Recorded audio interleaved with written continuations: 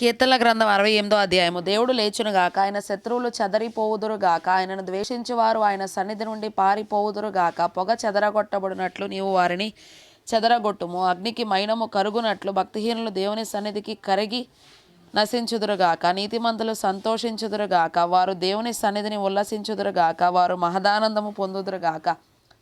దేవుని గూర్చి పాడుడి, ఆయన నామమును బట్టి స్తోత్రగానము చేయుడి. వాహనమెక్కి అరణ్యములలో ప్రయాణము చేయు దేవుని కొరకు ఒక రాజమార్గము చేయుడి.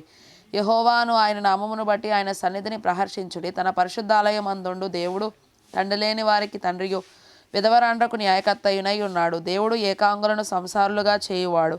ఆయన బంధింపబడిన వారిని విడిపించి వారిని వర్ధిల్ల చేయువాడు. విశ్వాసఘాతకులు నిర్జల దేశమందు నివసించుదురు. దేవా, నీవు నీ ప్రజల ముందర బయలుదేరినప్పుడు, అరణ్యములో నీవు ప్రయాణము చేసినప్పుడు సెలా భూమి వణకెను, దేవుని సన్నిధిని అంతరిక్షము దిగజారెను. ఇశ్రాయేలు దేవుడగు దేవుని సన్నిధిని ఆవలి సీనాయి కంపించెను. దేవా, నీ స్వాస్యం మీద నీవు వర్షము సమృద్ధిగా కురిపించితివి. అది అలసి ఉండగా నీవు దానిని బలపరచితివి.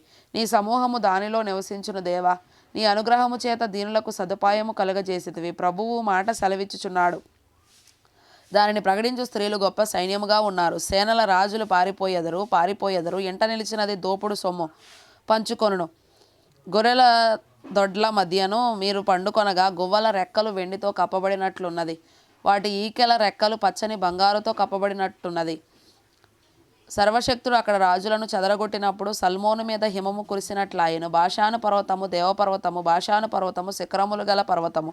శిఖరములు గల పర్వతములారా, దేవుడు నివాసముగా కోరుకున్న కొండను మీరేలా ఓరచూపులు చూచుచున్నారు? యెహోవా నిత్యము అందులోనే నివసించును. దేవుని రథములు సహస్రములు, సహస్రములు, ప్రభువు వాటిలోనున్నాడు. సీనాయి పరిశుద్ధమైనట్టు ఆ కొండ పరిశుద్ధమాయను. నీవు ఆరోహణమైతివి, పట్టబడిన వారిని చెరపట్టుకొని పోతివి. మనుషుల చేత నీవు కానుకలు తీసుకొని ఉన్నావు. యెహోవాను దేవుడు అక్కడ నివసించినట్లు విశ్వాసఘాతకుల చేత సహితము నీవు కానుకలు తీసుకొని ఉన్నావు. ప్రభు స్తుతినొందును గాక. అనుదినము ఆయన మా భారము భరించుచున్నాడు. దేవుడే మాకు రక్షణకర్తయ్య ఉన్నాడు. దేవుడు మా పక్షమున పూర్ణ రక్షణ కలుగజేయు దేవుడై ఉన్నాడు. మరణము తప్పించుట ప్రభువైన యెహోవా వశము.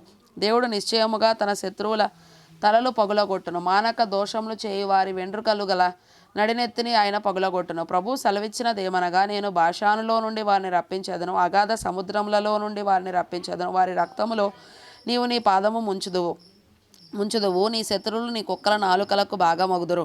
దేవా, నీ గమనమును పరిశుద్ధ స్థలమునకు పోవు నా రాజగు దేవుని గమనమును వారు చూచి ఉన్నారు. చుట్టూను కన్యకలు తంబురలు వాయించుచుండగా కీర్తనలు పాడువారు ముందర నడచిరి.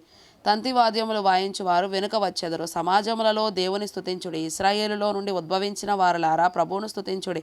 కనిష్ఠుడగు బెన్యామీను అను వారి ఏలిక అచ్చటనున్నాడు. యూదా అధిపతుల పరివారం అచ్చటనున్నది. జబూలూను అధిపతులను, నఫ్తాలి అధిపతులను ఉన్నారు. నీ దేవుడు నీకు బలము కలుగ నియమించి ఉన్నాడు. దేవా, నీవు మా కొరకు చేసిన దానిని బలపరచుము.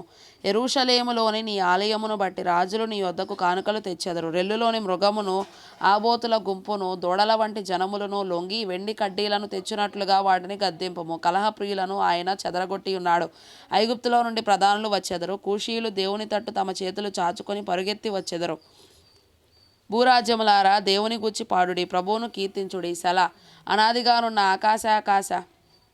ఆకాశాకాశ వాహనమెక్కువానిని కీర్తించుడి. ఆయన తన స్వరము వినబడజేయును, అది బలమైన స్వరము. దేవునికి బలాతిశయమును ఆరోపించుడి. మహిమోన్నతుడై ఆయన ఇశ్రాయేలు మీద ఏలుచున్నాడు. అంతరిక్షమున ఆయన బలాతిశయమున్నది. తన పరిశుద్ధ స్థలములలో దేవుడు భీకరుడు. ఇశ్రాయేలు దేవుడే తన ప్రజలకు బల పరాక్రమములను అనుగ్రహించుచున్నాడు. దేవుడు స్తుతినొందునుగాక.